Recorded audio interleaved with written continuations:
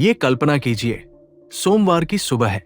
आपको meetings attend करनी चाहिए या ईमेल्स का जवाब देना चाहिए, लेकिन इसके बजाय आप अलार्म को स्नेज कर रहे हैं, सोच रहे हैं कि आज क्या खाया जाए, और पूरे दिन कुछ भी नहीं कर रहे। अगर यह आपको सपनों की नौकरी जैसी लग रही है, तो गूगल ने इसे हकीकत बना दिया है। रिपोर्ट्स के मुताबिक गूगल कुछ एआई कर्मचारियों को 1 साल तक कुछ भी न करने के लिए भुगतान कर रहा है। बिल्कुल कुछ भी नहीं। लेकिन इसमें एक ट्विस्ट है। वे कुछ भी कर सकते हैं, बस किसी अन्य एआई प्रतिद्वंदी कंपनी में शामिल नहीं हो सकते। और गूगल अकेला ऐसा नहीं कर रहा।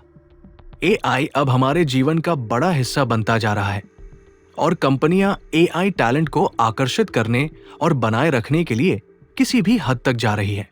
कल्पना कीजिए, आप एक एआई रिसर्चर हैं, सुबह 10 बजे उठते हैं, अपने लिए एक लाटे बनाते हैं, लैपटॉप खोलते हैं और देखते हैं न कोई जूम मीटिंग, न कोई स्लैक नोटिफिकेशन, न कोई कोड रिव्यू और न ही कुछ प्रोड्यूस करने की अपेक्षा।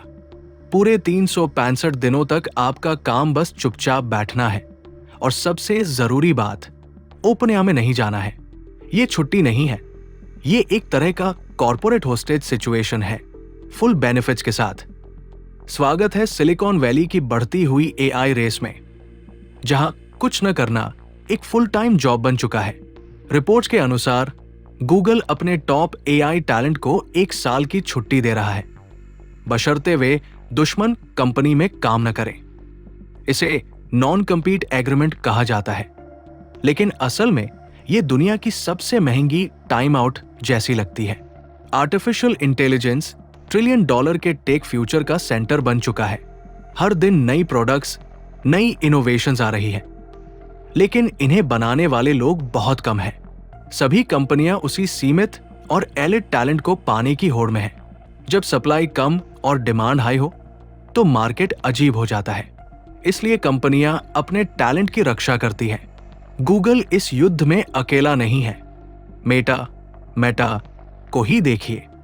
रिपोर्ट्स के अनुसार सीईओ मार्क जुकरबर्ग व्यक्तिगत रूप से गूगल के एआई रिसर्चर्स को मेल भेज रहे हैं, यहां तक कि उन्हें बिना इंटरव्यू के नौकरी का ऑफर दे रहे हैं।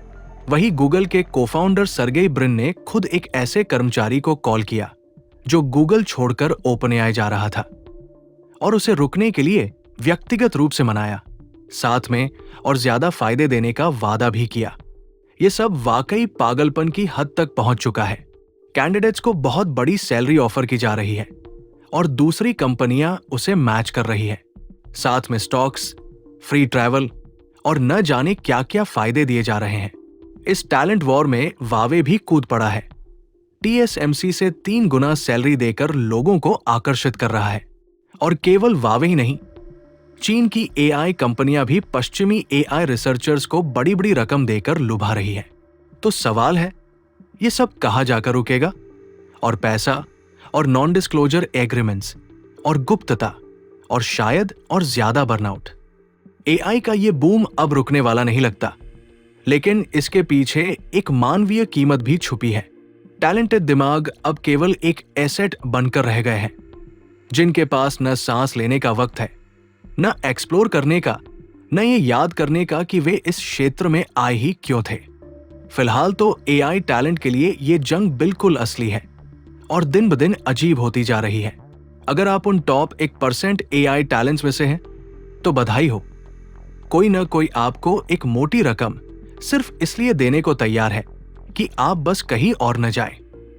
तो पैसे लीजिए, बीच पर बैठिए, और जुकरबर्ग की वो ईमेल का जवाब मत दीजिए।